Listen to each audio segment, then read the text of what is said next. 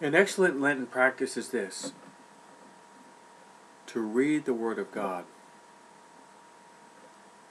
First Sunday of Lent, we always encounter Jesus in the desert. The desert Jesus is praying and fasting for 40 days and 40 nights. Afterward, the devil comes to tempt him. The first temptation of the devil is he incites Jesus to try to change stones into bread.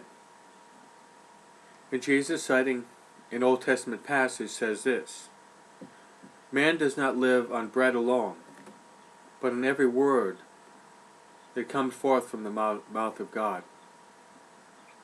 What Jesus is saying is, the body has its importance, but more important than the body is the mind. So, an excellent Lenten practice is to pray, but to pray using the Word of God. Pope Benedict XVI, as well as Pope Francis, in The Joy of the Gospel, exhort us to dig deep into the Word of God, and a method that has classically been used during the course of the Church is called Lectio Divina. And these are the steps. Lectio: read attentively the Word of God, and say, "Speak, O Lord, for your servant is listening." Meditatio: meditate, ponder the Word of God like the Blessed Mother. Contemplatio: use your imagination. Imagine you're present there with Jesus, Mary, in the scene.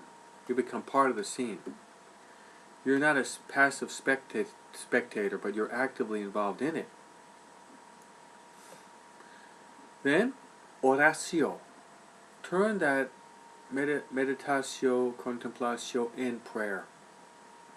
Talk to the Lord. Teresa of Avila says that prayer is nothing more than having a conversation at length with a friend that I know loves me. Definition of Teresa of Avila.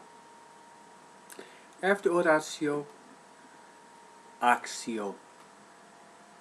In other words, what you have meditated upon, what you've contemplated upon, what you've prayed over, bring it into your life. Jesus says that we can know the tree by its fruits. And if we do these steps, lectio, meditatio, contemplatio, oratio, actio, then the net result is going to be transformatio. Transformatio means there's going to be a transformation. The Word of God is going to transform us. St. Jerome says, ignorance of sacred Scripture is ignorance of Christ. If we really meditate upon the Word of God, we can put into practice what St. Paul says. No, it's no longer I who live, but it's Christ who lives in me.